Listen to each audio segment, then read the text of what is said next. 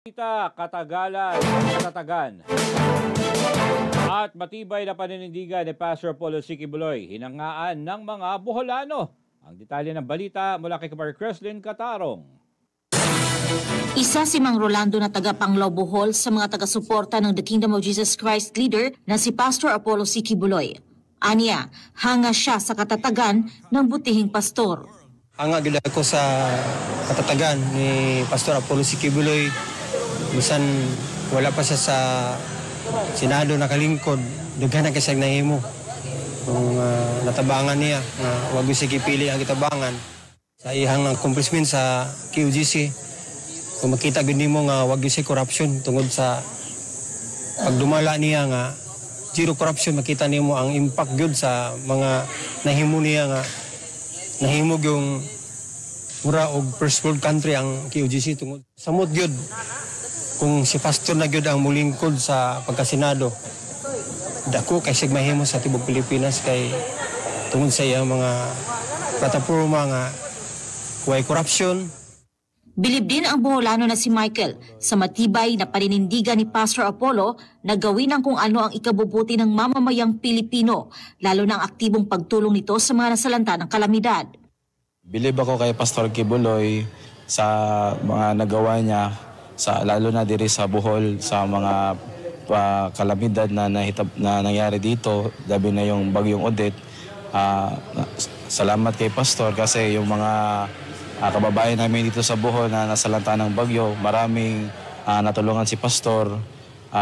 Ilabi na yung mga grupo niya sa SMNI, Sunshine Philippine Movements. Susuportahan kami, Pastor, sa iyong pagtakbo sa pagkasenador kasi alam namin na marami ka pang magagawa dyan sa Senado, lalong-lalo na sa mga nangangailangan na kababayan nating mga Pilipino.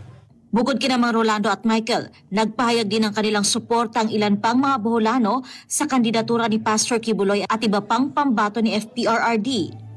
Suportahan ko talaga si Pastor Apollo C. Quiboloy sa kanyang pagtakbo bilang senador dahil bilang isang kabataan, nakikita ko kung gaano niya kamahal ang mga kanyang kapwa Pilipino. At siya ang isang nakita naming role model para sa pagbabago sa Pilipinas at sa aming mga kabataan. At siya rin ang nagpapalayo sa amin sa mga masamang bisyo katulad ng ilegal na droga at iba pa. At kaya kayong halalan, iboto natin si Pastor Apollo C. Quiboloy bilang senador. You're our #1 Senator Pastor. Nagtitiwala po ako na marami pang matutulungan po si Pastor Quiboloy, lalo na sa mga mahihirap at sa lahat ng PDP laban po na senador na tumakbo. Sana lahat sila manalo para mapaunlad ang Pilipinas. Kabilang sila sa dumalo at nakiisa sa Ayusin Natin ang Pilipinas Nationwide Campaign Rally sa Barangay Tanglan, Panglao, Bohol upang ipakita ang kanilang suporta sa mga pambato ni dating Pangulong Rodrigo Duterte. Una nang nangako si Pastor Apollo C. Quiboloy ng continuity sa mga programa ni FPRRD. Ipinahayag ng butihing pastor ang kanyang plataporma at advokasya bilang isa sa mga kandidatong sinusuportahan ni dating Pangulong Duterte.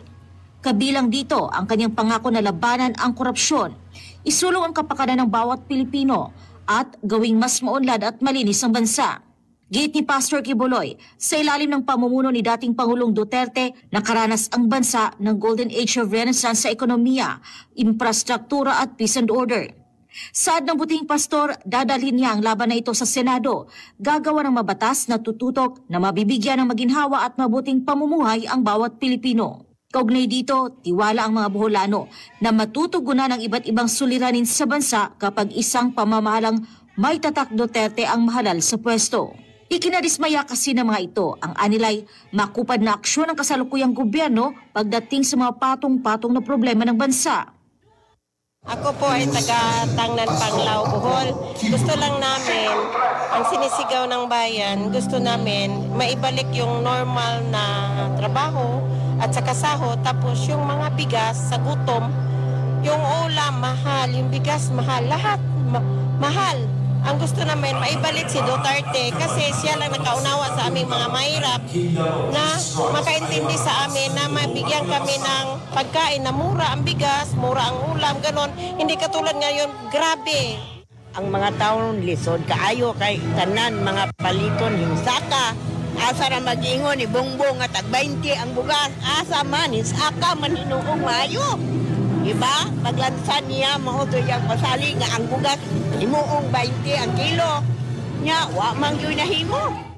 Dismayado po ako ngayon sa mga pagmamahalang ng gobyerno ngayon dahil dumami ang mga krimen, mga drug addict na lalo na diri labi na gyud diri sa amo sa Bohol nga karon dili na gyud basta-basta ka makalakaw mahadlok na ka kay tungod bisan asa makakita ka bisan ang shabu makita na gyud dili gyud kuan mo nang karon kinahanglan nato nga magpili ta og bag-o gyud nga kanang mulingkod sa ato ang panggobyerno karon kay wala na gyud maayo sa mga panggobernong Marcos karon. Base sa survey, patuloy ang pagdausdos ng approval at trust rating ni Marcos Jr. Sa pahayag 2025 first quarter survey ng Publicus Asia, bumagsak sa 19% ang approval rating ni Marcos Jr. mula sa dating 33% noong nakaraang quarter. Mula naman sa dating 23%, bumagsak sa 14% ang trust rating ni Marcos Jr. habang sumirit naman sa 63% ang distrust rating laban sa kanya. Ayon sa survey, maliban sa walang katapusang mga isyu ng korupsyon at inflation, ang paghain ng gobyernong Marcos Jr. kay dating Pangulong Duterte sa International Criminal Court ay tila nagpalala pa sa kabuang performance ni Marcos Jr. Isang pagbagsak naman sa satisfaction rating ni Marcos Jr. ang naitala sa Bohol, batay naman sa Holy Name University o HNU Bohol Poll Survey 2025. Sa nasabing survey, nakatanggap si Marcos Jr. ng negative 43 rating mula sa mga Boholano. Mas mababa kumpara sa negative 8 rating noong 2024.